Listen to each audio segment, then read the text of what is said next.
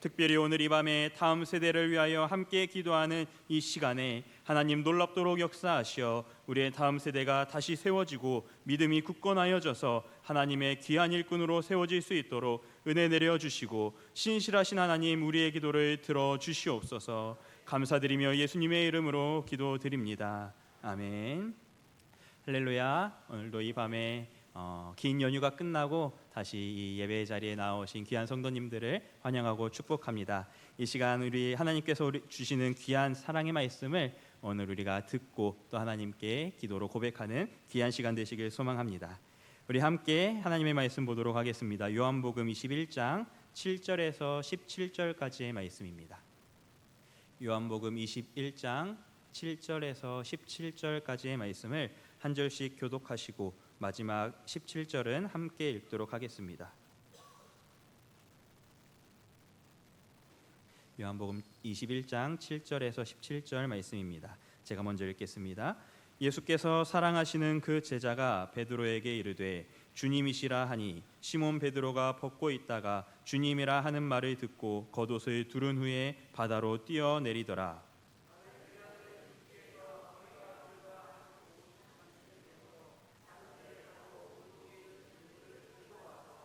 육지에 올라보니 숯불이 있는데 그 위에 생선이 놓였고 떡도 있더라.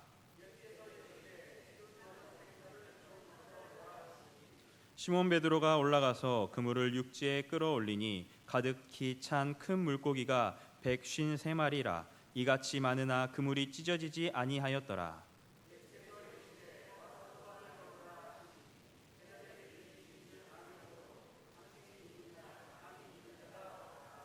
예수께서 가셔서 떡을 가져다가 그들에게 주시고 생선도 그와 같이 하시니라.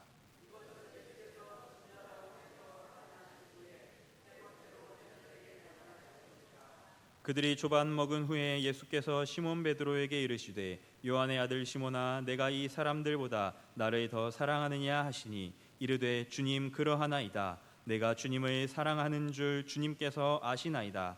이르시되 내 어린 양을 먹이라 하시고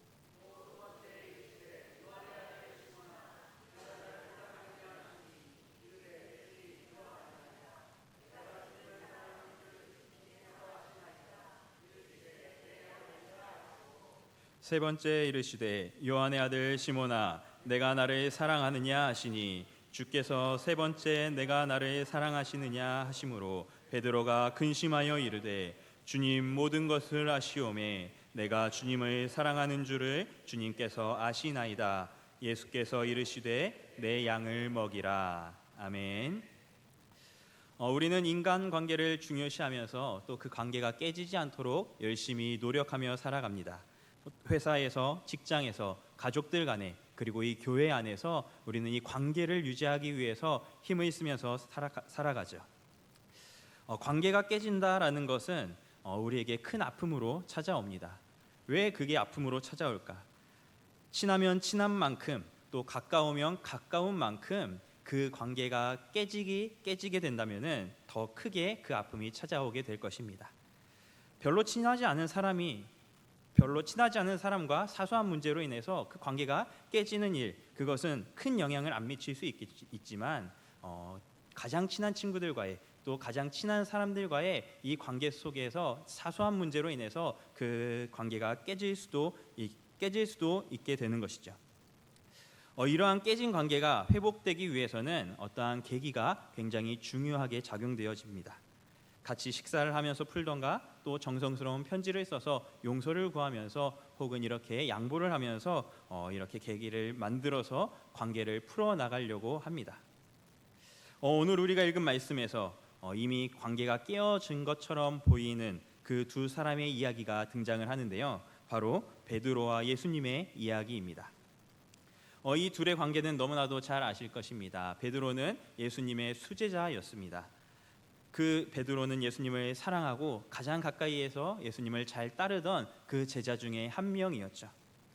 그러나 이 베드로는 예수님이 죽기 전에 자신이 사랑하는 그 예수님을 3번이나 부인하는 그러한 죄를 저질렀습니다. 예수님을 부인해 버리고 말았죠. 베드로는 아마도 그런 모습을 보였던 자신이 너무나도 예수님 앞에서 부끄럽고 죄송스러웠을 것입니다. 그 시간들이 후회됐을 것이고 자기 자신이 싫었을 것입니다. 나도 죽을 위기에 처하자 내가 사랑하는 그 예수님을 내 입술로 부인해 버리게 되는, 3번이나 모른다고 부인하는 그 모습이 얼마나 고통스러웠을까요? 예수님은 지금 그러한 베드로에게 다시 찾아가셔서 내가 나를 사랑하느냐 이렇게 질문하고 계십니다. 베드로에게 물었던 이 말씀, 오늘 우리에게도 예수님이 찾아오셔서 묻고 계십니다. 나를 사랑하느냐? 오늘 이 말씀을 통하여서 우리와 하나님과의 관계가 다시 회복되는 놀라운 시간 되시기를 소망합니다. 부활하신 예수님께서는 제자들을 찾아가 만나 주셨습니다. 그리고 그 제자들을 만나 주심으로 다시 한번 그 공동체의 회복을 알려주고 계십니다. 그들의 삶을 회복시켜 주시고 있습니다. 예수님께서는 부활 이후에 제자들에게 3번 나타나셨습니다. 도마가 없을 때 제자들에게 1번 나타나셨고, 그리고 도마가 있을 때 1번 더 나타나시고, 그리고 오늘 이 디베랴 호숫가에서 제자들에게 나타나십니다. 예수님을 배반했던 제자들, 그리고 예수님을 가장 가까이에서 따르며 그 사역을 지켜봐왔던 제자들이었지만 죽음이라는 그 두려움 앞에서 뿔뿔이 흩어져 버리고 맙니다.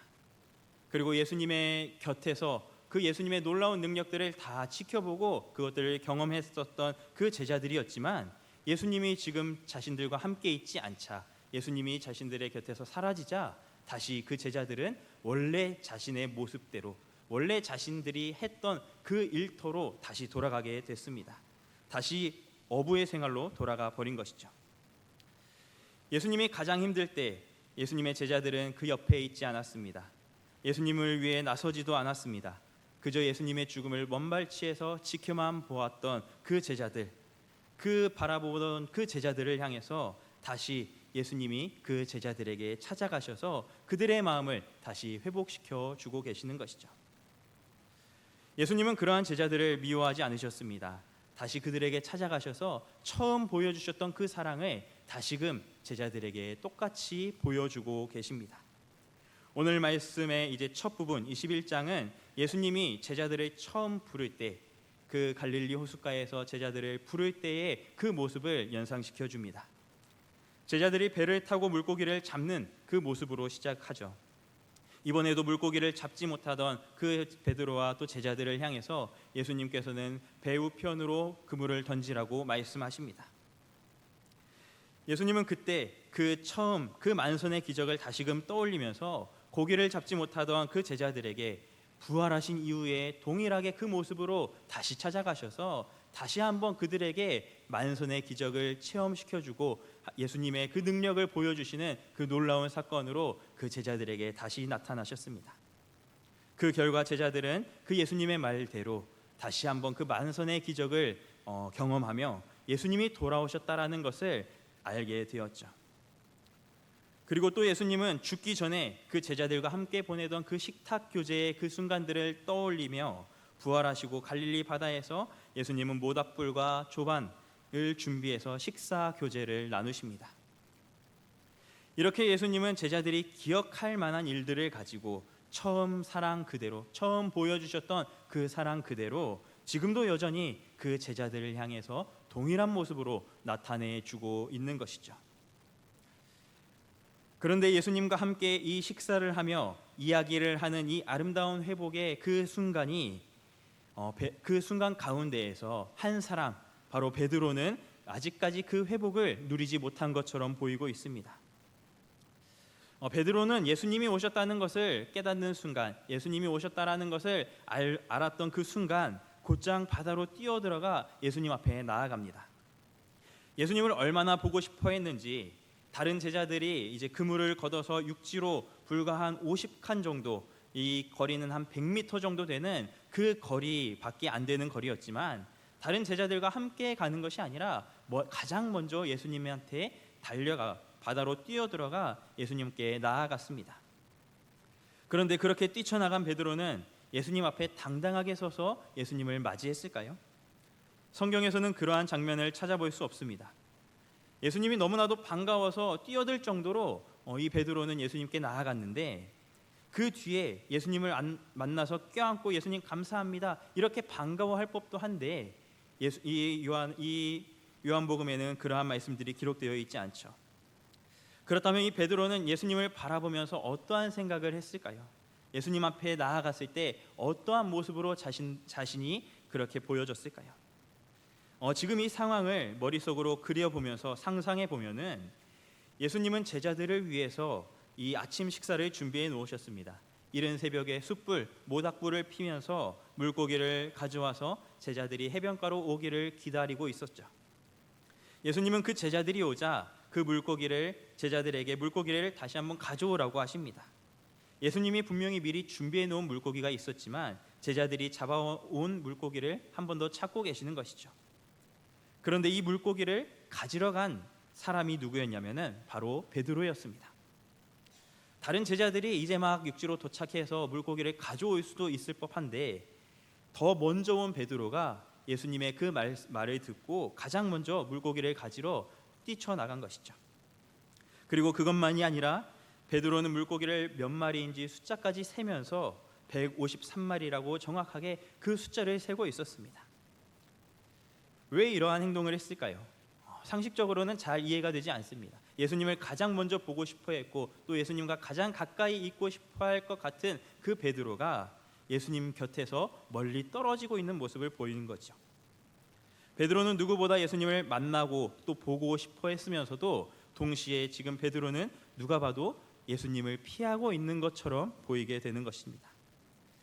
아이가 엄마에게 큰 잘못을 했을 때 보이는 행동과도 비슷한 것 같습니다.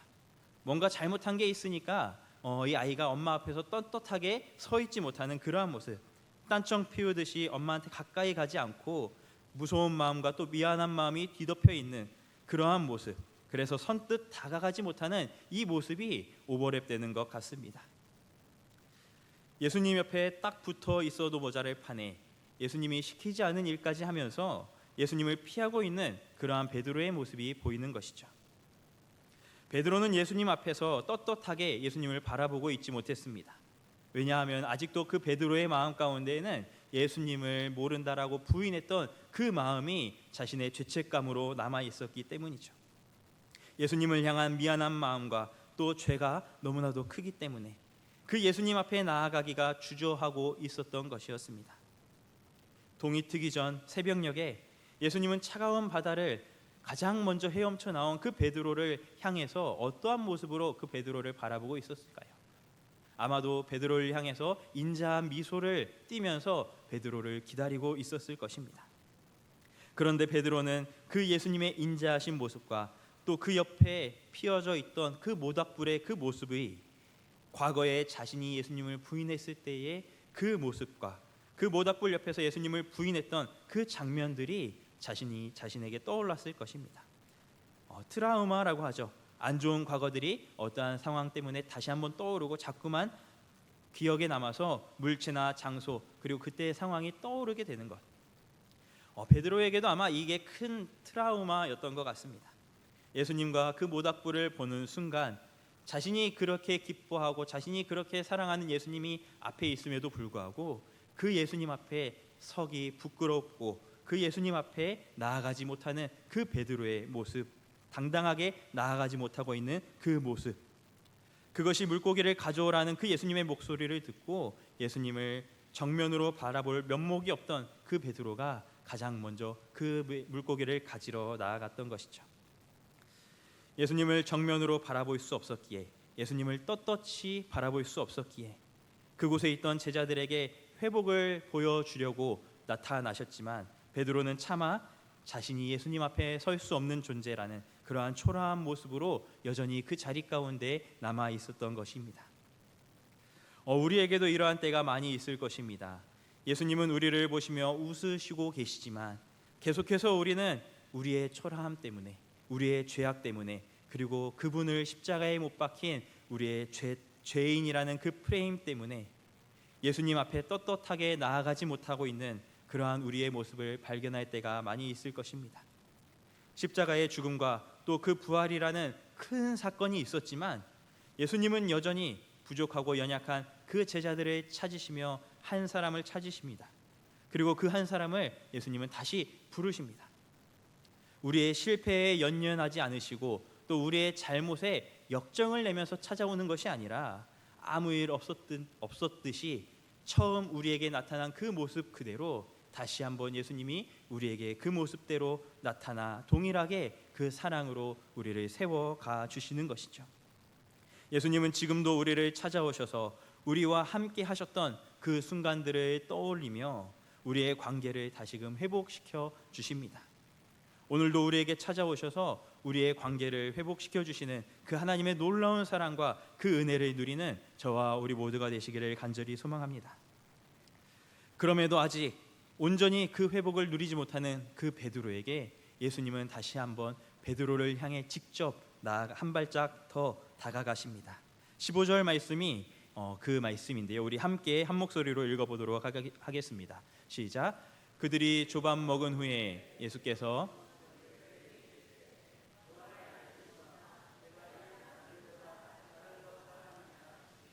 이르되 주님 그러하나이다. 내가 주님을 사랑하는 줄 주님께서 아시나이다. 이르시되 내 어린 양을 먹이라 하시고, 예수님은 베드로가 지금 어떠한 상태에 있는지 어떠한 상황에 놓여 있는지 잘 알고 파악하고 계십니다. 베드로가 죄책감에 빠져 있다라는 것, 예수님을 피하고 있다라는 것을 잘 알고 계십니다. 그래서 예수님은 베드로를 따로 불러서 그 베드로에게 직접 말씀하십니다. 예수님은 베드로를 그냥 그 무리 중에, 제자들 무리 중에 한 사람으로 부른 것이 아니라 베드로란 인물을 꼭 집어서 베드로에게 직접 이야기하고 계시는 것이죠.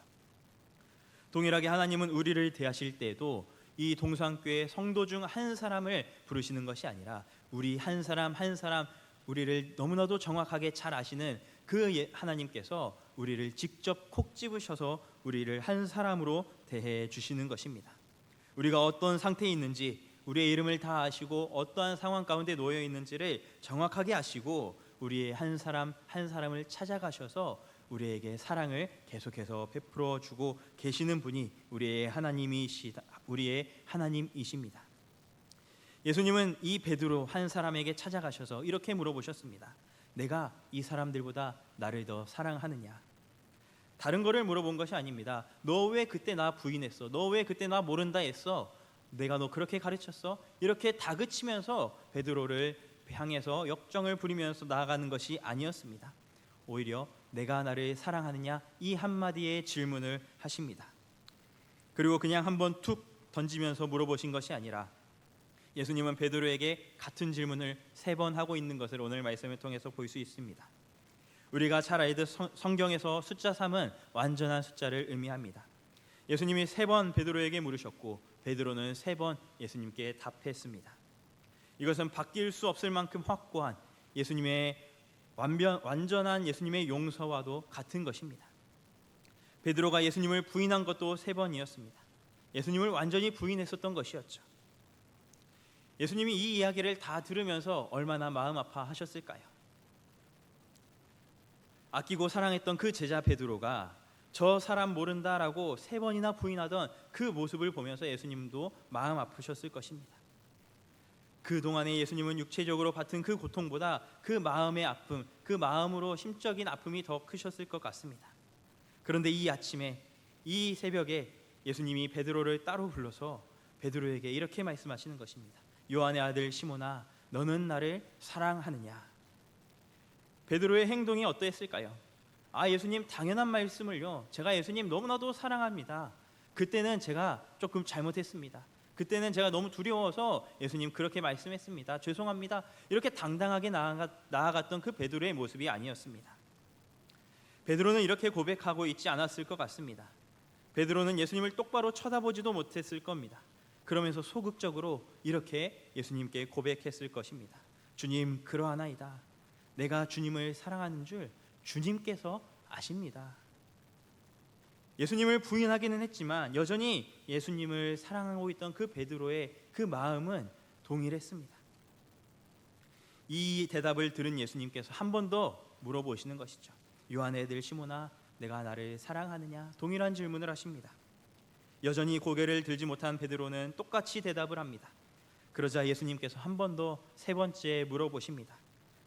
베드로는 3번 같은 질문을 들었을 때 첫 번째와 두 번째 대답과는 사뭇 다른 대답을 내놓고 있습니다. 17절 말씀에 이렇게 말합니다. 세 번째 이르시되 요한의 아들 시몬아 내가 나를 사랑하느냐 하시니 주께서 세 번째 내가 나를 사랑하느냐 하심으로 베드로가 근심하여 이르되 주님 모든 것을 아시오매 내가 주님을 사랑하는 줄 주님께서 아시나이다. 예수께서 이르시되 내 양을 먹이라. 베드로는 앞서 표현하지 않았던 근심하여라는 표현을 하고 있습니다. 이 근심하다라는 말 헬라어로는 루페오라는 이 단어를 사용하고 있는데 이것은 수동태로 사용되어질 때 이러한 의미를 가지고 있습니다.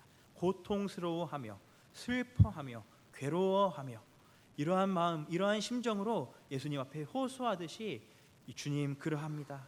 내가 당신을 사랑합니다. 주님이 아시지 않습니까? 이렇게 예수님께 고백하고 있는 것입니다. 참고 있었던 그 베드로의 그 마음에 억장이 무너지는 듯한 그 마음의 표현을 보여주고 있는 것이죠. 예수님 앞에서 그 창피한 내 모습, 그 모습을 어떻게든 버텨보려고 했는데 더 이상 참을 수 없는 그 예수님의 그 사랑의 질문으로 인하여서 그것이 속으로 무언가가 터져 나오게 돼 버리는 것입니다. 자신을 향한 질문, 이 3번 반복된 이 질문이 3번 부인했던 자신의 그 모습과 떠오르면서 3번 사랑한다고 다시금 고백하게 함으로써 내 마음에 있던 그 예수님에 대한 죄책감에서 완전히 해방시켜주는 그 예수님의 사랑을 다시금 경험하며 베드로는 예수님 앞에 이렇게 대답하고 있는 것이죠. 예수님은 우리를 실패자, 도망자로 남겨두시지 않으십니다. 우리가 어떠한 모습이든 또 어떠한 상태에 있든 예수님은 우리를 찾아오셔서 단 한 가지 사실만을 우리에게 물어보십니다. 내가 여전히 나를 사랑하느냐? 그것만 있으면 된 것입니다. 우리가 할 수 있는 전부, 그것은 예수님을 사랑하는 것, 그것이 전부입니다. 실패하고 낭망한다고 하더라도 예수님 앞에 부끄럽다고 그러한 모습을 하고 있는 그러한 우리에게 예수님은 변함없이 찾아오셔서 한 가지 질문을 하시는 것이죠. 우리의 상태를 확인하시고 우리에게 예수님께서 물어보심으로 다시금 우리를 회복시켜 주시는 것입니다. 예수님은 우리의 부족함에도 불구하고 당신을 향한 그 사랑을 확인하시면서 다시 한번 우리에게 예수님의 사명을 우리에게 맡겨 주십니다. 내 양을 먹이라, 내 양을 치라, 내 양을 먹이라. 다시 한번 우리에게 예수님의 그 사역을 맡겨 주시는 것입니다. 그러기에 우리는 비록 예수님처럼 희생하거나 완전히 예수님처럼 그 완벽한 사랑을 하지 못하더라도 우리에게 맡겨진 그 예수님께서 우리에게 맡기신 그 사명에 충실해야 합니다. 베드로의 고백을 들은 그 예수님의 대답, 베드로에게 하셨던 그 명령, 내 양을 먹이라였습니다. 영혼을 돌보는 일을 우리에게 맡기신 것이죠. 다 망가져가던 그 3번이나 주님을 부인했던 그 베드로에게 주님의 양을 맡기신 것입니다. 주님이 피로 사신 영혼들, 주님의 몸인 교회를 다시 한번 베드로에게 맡기시며 오늘 우리에게도 맡기시고 있습니다. 우리를 향한 주님의 사랑이 얼마나 큰지, 우리의 부족한 모습에도 불구하고 항상 우리를 사랑하시면서 우리에게 하나님의 일을 맡기시는 그 주님의 사랑에 감격하며 온전히 주님만을 섬기는 우리 모두가 되시기를 간절히 소망합니다.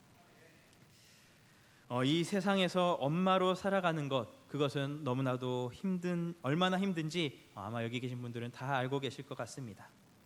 만약 엄마라는 직업이 있다라고 한다면은 둘도 없는 극한 직업이라고 불릴 것 같기도 합니다. 자녀를 키우기 위해서 엄청난 피땀 노력을 해야 하죠. 엄청난 시간과 또 엄청난 그 노력들을 하여서 자식들이 올바른 길로 자라나길 그렇게 기도하며 나아갑니다. 그런데 그렇게 잘 키워놓으면 뭐합니까? 머리 크고 조금만 사춘기 시기가 접어들고 그러면은 그 부모의 사랑을 다 잊어버리는 게 아마 우리의 자녀들일 것 같습니다. 저 역시 부모의 입장에서 그 마음은 잘 모르지만 자녀의 입장에서 저희의 부모님들의 마음을 굉장히 속썩였던 것 같습니다. 엄마가 뭔데, 아빠가 뭔데, 뭐 해준 게 있는데 이렇게 투정 벌이면서 이제 그렇게 엄마, 아빠의 마음을 속썩인 것 같기도 합니다. 요즘 제가 또 즐겨보는 프로그램 중에 개그 프로그램 중에 하나가 있는데 개그 콘서트에 소통왕 말자 할매라는 그 프로그램이 있습니다. 코미디언 김영희 씨가 나와서 이제 고민을 들어주면서 그 고민을 해결해주는 시원하게 해결해주는 그러한 이제 프로그램인데요. 한 아이의 엄마가 이러한 질문을 했습니다. 내 딸이 초등학생인데 사춘기가 들어서 자식과 너무 많이 싸운다. 이렇게 고민을 풀었습니다. 그러자 이 말자 할매가 이렇게 대답을 했습니다. 아유, 싸울 필요 없다고. 싸울 필요 없습니다. 어머니가 조금만 더 지나면은 이제 그 사춘기를 이길 때가 온다고. 그때가 언제냐면은 바로 갱년기 때라고. 갱년기가 딱 오면은 그때 다 쏟아내면 된다고. 이렇게 이제 고민을 해결해 주었습니다. 근데 동일하게 애들도 그렇게 생각을 하더라고요. 제가 전에 중등부 사역, 중학생들을 사역할 때 한 아이가 저한테 그랬습니다. 사춘기의 아이를 이길 수 있는 거는 갱년기 엄마밖에 없다고. 그렇게 대답을 하더라고요. 사춘기도 갱년기 엄마는 못 이긴다라는 것입니다. 엄마라는 존재가 그러한 존재인 것 같습니다. 어떻게 그런 일들을 감당할 수 있었을까요? 바로 사랑 때문일 것입니다. 사랑하기 때문에 아이들을 교육하고 올바르게 훈육하려고 할 것입니다. 그 아이들이 엄마 마음에 상처를 주어도 엄마 마음에 힘들게 할지언정 내 자식이기 때문에, 내 아이들이기 때문에, 그리고 내 아이를 사랑하기 때문에 그들 옆에 늘 동일한 모습으로 있어줄 수 있는 것이죠. 예수님의 부활 이후의 시대를 살아가는 것은 엄청난 힘과 또 능력이 필요한 것 같습니다. 쉽지 않습니다. 예수님이 이 땅에서 가르쳐 주신 대로 살아가는 것, 너무나도 이 땅 가운데 살아가는 것은 너무나도 어려운 일 같습니다. 그러나 우리는 그 예수님의 하신 그 명령하신 그 사명을 감당할 힘을 얻게 되었습니다. 우리를 한결같이 사랑해 주시는 그 하나님의 사랑, 그 예수님의 사랑, 그 변함없으신 그 예수님의 사랑으로부터 어제나 오늘이나 동일한 사랑을 보여주시는 그 하나님 한 분이 주시는 그 놀라운 힘과 능력으로 우리는 이 세상을 살아갈 수 있게 됩니다. 여전히 오늘도 우리 옆에서 이 땅 가운데서 우리에게 가르쳐 주시면서 우리를 향해 물어보고 계시는 것이죠. 예수님은 우리를 야단치시고 손가락질하시고 하나하나 따지는 분이 아니십니다.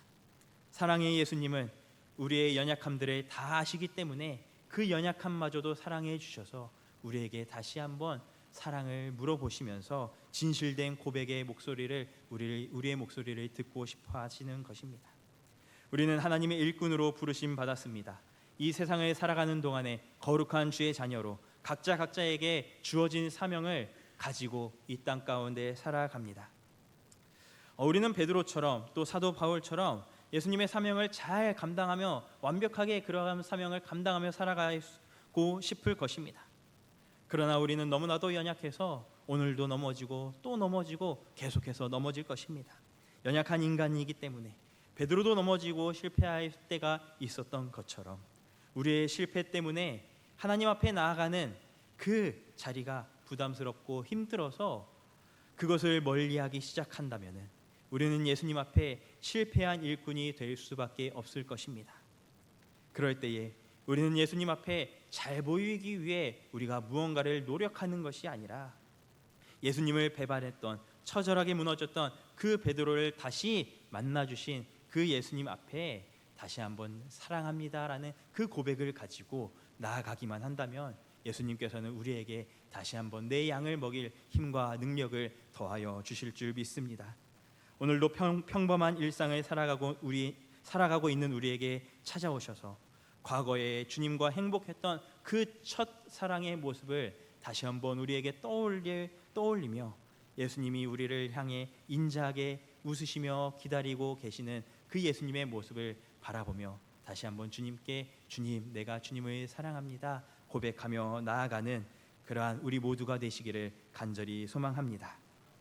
우리 이 시간에 함께 찬양하고 특별히 다음 세대를 위해 같이 기도했으면 좋겠는데요. 우리 마음속에 어려움이 있을 때